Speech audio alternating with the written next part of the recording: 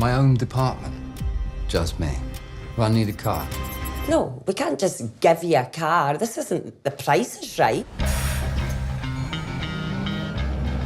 Department Q recap. Today we're recapping Department Q.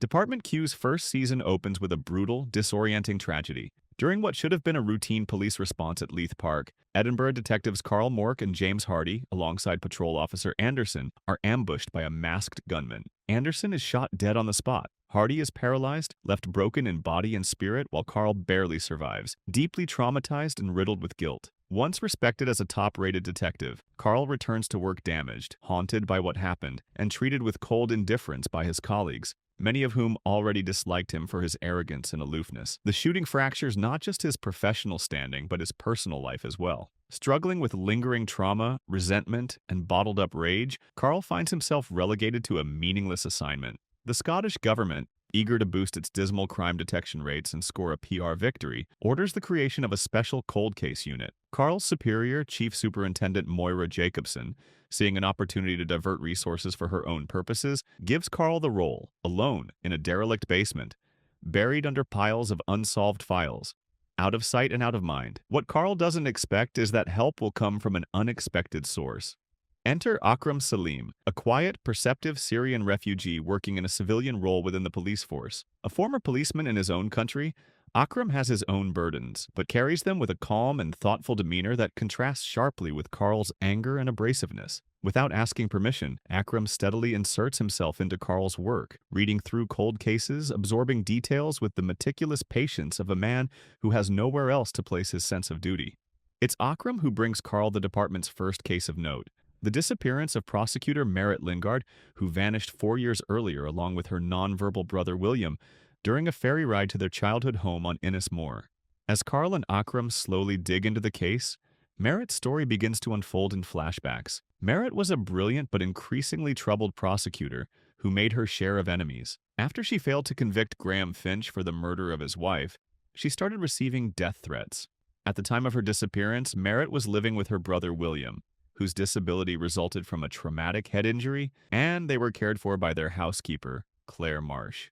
Shortly before she went missing, she had begun receiving anonymous, ominous threats. What no one knows yet is that Merritt has been alive this entire time, kept prisoner in a hyperbaric chamber in an isolated property, forced to play a cruel psychological game by her unseen captors. Each month, she must guess the name of someone she wronged, someone whose suffering supposedly demands revenge. For years, her guesses have all been wrong, and the chamber is both her prison and her torment. The early days of Department Q are far from smooth. Carl's volatile temper isolates him, and his family life is equally unstable. His stepson Jasper is spiraling, skipping school, and ignoring Carl's attempts to assert authority. Therapy sessions with Dr. Rachel Irving offer little relief. Carl is defensive, combative, and emotionally locked down. Yet despite himself, he starts to confide in Rachel, awkwardly and often clumsily, revealing the raw wound left by Anderson's death and Hardy's paralysis. Meanwhile, Akram's steady, thoughtful approach to detective work begins to pay dividends. The case slowly peels back layers of rot within Edinburgh's justice system. The detectives encounter Fergus Dunbar, the weary detective who originally worked Merritt's case, who hints that powerful forces discouraged him from digging too deep. They visit William's care home, only to be blocked by its shady director, Dr. Fiona Wallace, who's later revealed to be embezzling William's inheritance. Soon, more players emerge. Local cop John Cunningham on Mhòr reveals parts of Merritt's history, including her troubled relationship with her abusive father and the key event that forever changed her life, her brother's attack by a teenage thief, Lyle Jennings, who died soon after during a failed escape. This tragedy splintered the Lingard family and set in motion the chain of revenge that would lead to Merritt's captivity. Merritt's estranged father resents her deeply, while her colleagues at the prosecution office, including her former boss, Lord Advocate Stephen Burns, seem to know more than they're letting on. Carl's personal life continues to unravel. He pushes away his therapist, lashes out at his ex-wife, and mishandles his relationship with his stepson. But his growing reliance on Akram signals the first tentative steps toward humility and trust. Carl's team slowly grows. Rose Dickson, a young officer recovering from her own mental health struggles, eagerly joins the department, desperate to prove herself. James Hardy, though physically broken, starts contributing from the sidelines, digging through old files and leads. The investigation's breakthrough comes when they realize that Merritt was romantically involved with a man named Sam Haig, But this seemingly small thread unravels something much larger. The Sam Merritt knew was not who he claimed to be.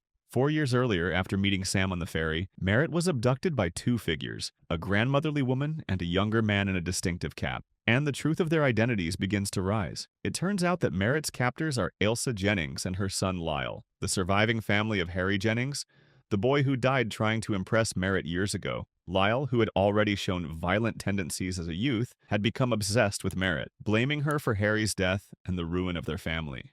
He assumed the identity of Sam Haig, orchestrated Merritt's disappearance, and has kept her in the hyperbaric chamber as a prolonged act of sadistic revenge. More chillingly, Lyle's fixation stems from a twisted teenage romance he once imagined with Merritt, fueled by long-buried resentments and encouraged by his emotionally unstable mother, who used to lock her children in the same chamber when they misbehaved.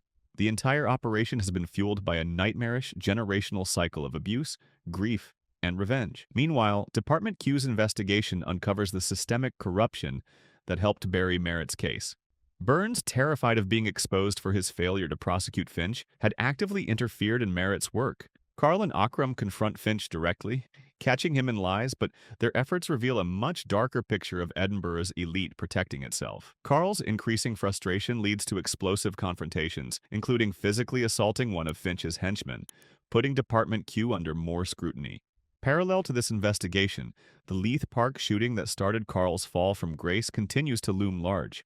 The stabbing victim from that day, Carl discovers, was likely an informant. The final confrontation is a brutal culmination of the intersecting stories. Merritt, ever resourceful despite her physical and psychological torment, sabotages the chamber's airlock to try to escape. When the police close in, Cunningham, the local constable who had tacitly aided the Jennings family in their cover-up, threatens to reveal the whole plot, only to be murdered by Lyle, whose deteriorating mental state leads to a full breakdown.